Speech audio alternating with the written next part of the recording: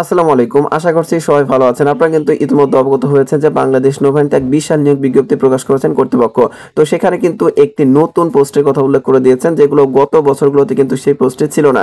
সেই পোস্টটির নাম হচ্ছে, দেখতে পাচ্ছেন, সেলর রেগুলেটিং বা রেগুলেটিং একটি নতুন শাখা কিন্তু উল্লেখ করেছেন বা নতুন শাখা কিন্তু সৃষ্টি হয়েছে। অনেকে আছেন যে এই পোস্টটিতে আবেদন করতে চাচ্ছেন কিন্তু আবেদন করতে পারছেন না, কারণ হচ্ছে এই পোস্টের কাজ কি সেই বিষয় সম্পর্কে কিন্তু আপনারা অবগত নন। যেহেতু এটি একটি নতুন পোস্ট, সেই জন্য কিন্তু এই বিষয়গুলো আপনার জন্য কিন্তু জানা জরুরি। অনেকে আছেন যে এখন আবেদন করছেন, অনেকে আছেন যে ভবিষ্যতে আবেদন করবেন। তো সকলের ক্ষেত্রে কিন্তু এই বিষয়টি জানা খুবই গুরুত্বপূর্ণ। অর্থাৎ একজন সেলর রেগুলেটিং বা রেগুলেটিং শাখার কাজকে, অর্থাৎ একজন নাবিক হিসেবে যদি আপনার রেগুলেটিং পোস্টে চাকরি হয়, তাহলে আপনাকে কি কি কাজ সম্পাদন করতে হবে, বিষয়টি কিন্তু আপনার জন্য খুবই গুরুত্বপূর্ণ। তো আজকের এই সম্পূর্ণ ভিডিওতে কিন্তু আমি বিস্তারিত আলোচনা করব সেলর রেগুলেটিং বা রেগুলেটিং শাখার কাজ কি, বা আপনার যদি রেগুলেটিং পোস্টে চাকরি হয় তাহলে আপনাকে কি কি ধরনের কার্য সম্পাদন করতে হবে সেই বিষয়টি নিয়ে কিন্তু এই সম্পূর্ণ ভিডিওতে আলোচনা করব। তো ভিডিওটি শুরু করার পূর্বে আপনাদের কাছে ছোট্ট একটি রিকোয়েস্ট থাকবে, সেটা হচ্ছে আপনি যদি আমার চ্যানেলে নতুন দর্শক থাকেন তাহলে অবশ্যই সবার আগে সকল ধরনের চাকরির নিয়োগ বিজ্ঞপ্তি পেতে আমার আনএমপ্লয়েড BD23 ইউটিউব চ্যানেলটি সাবস্ক্রাইব করে বেল বাটনটি বাজিয়ে রাখবেন। তো মূল কথায় ফিরে যাচ্ছি।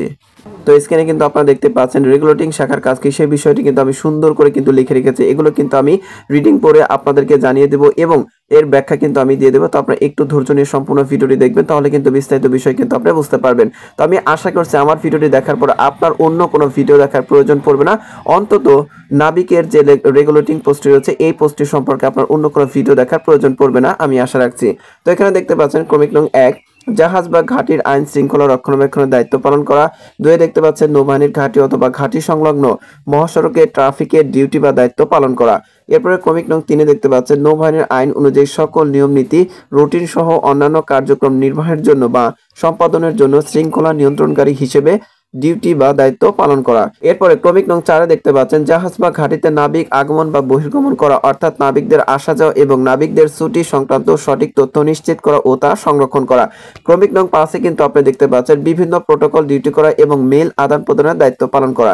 ক্রমিক নং 6 জাহাজ বা ঘাটিতে অবস্থানরত নাবিক বা জনবলের হিসাব রাখা এবং সাধারণ তথ্য বা প্রয়োজনীয় কাগজপত্র প্রস্তুত করা ও তা সংরক্ষণ করা।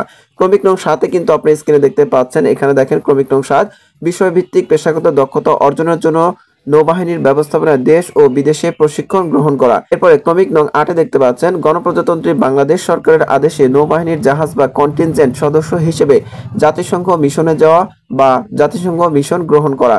ক্রমিক নং 9 দেখতে পাচ্ছেন সর্বশেষ একজন সৈনিক হিসেবে যুদ্ধাস্ত্রের প্রশিক্ষণ গ্রহণ করা এবং সর্বাবস্থায় নৌসেনা হিসেবে নিজেকে প্রস্তুত রাখা। অর্থাৎ আপনার যে পোস্টে চাকরি হোক না কেন, আপনি কিন্তু একজন নৌবাহিনীর গর্বিত সদস্য, সেক্ষেত্রে কিন্তু আপনাকে অবশ্যই অস্ত্র প্রশিক্ষণ নিতে হবে এবং দেশের জন্য কিন্তু আপনাকে সর্বদা প্রস্তুত থাকতে হবে।